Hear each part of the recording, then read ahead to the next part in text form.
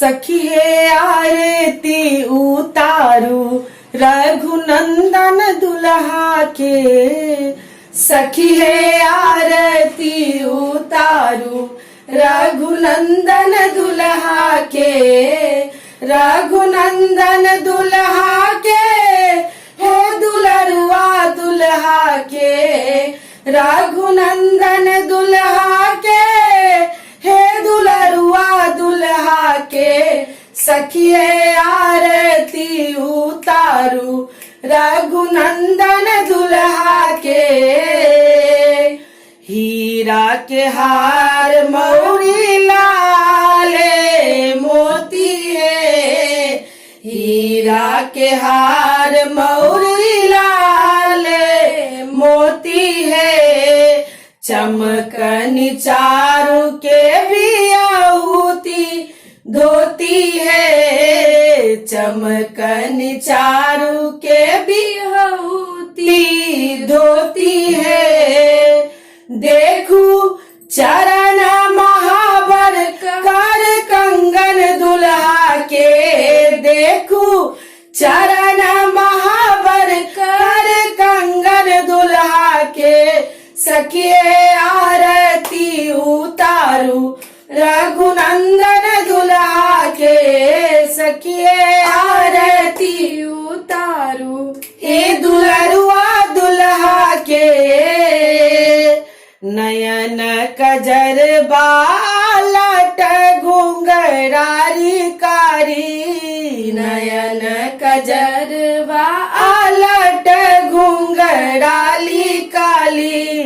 कान में कुंडल शोभे ओढ़वा में पानक लाली। कान में कुंडल शोभे ओढ़वा में पानक लाली। शोभे माथे पर लाल लाल चंदन दुल्हा के। शोभे माथे पर लाल लाल चंदन दुल्हा के। सखिए आरती उतारू रघुनंदन दुल्हा के। सखी आरती उतारू ए दुलरुआ दुल्हा के। मंद मुस्कान और तिरछी तकान है। मंद मुस्कान और तिरछी तकान है। जाके कोनो उपमा ना सकल जहान है। जाके कोनो उपमा ना सकल जहान है।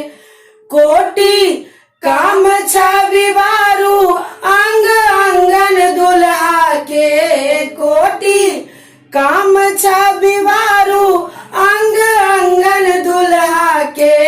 सखिए आरती उतारू रघुनंदन दुल्हा के। सखिए आरती उतारू ई दुलरुआ दुल्हा के। धन्य धन्य मिथिला के कीर्ति महान है। धन्य धन्य मिथिला के कीर्ति महान है।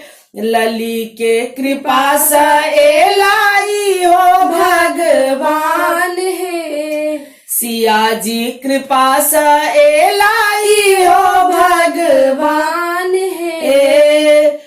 एना बानु सखी छूटे नाही बंधन दुल्हा के। एना बानु नहीं छूटे गाठ बंधन दुल्हा के। सखी आरती उतारू रघुनंदन दुल्हा के। सखी आरती उतारू ई दुलरुआ दुल्हा के। सखिए आरती उतारू रघुनंदन दुल्हा के। सखिए आरती उतारू रघुनंदन दुल्हा के। सखिए आरती उतारू रघुनंदन दुल्हा के।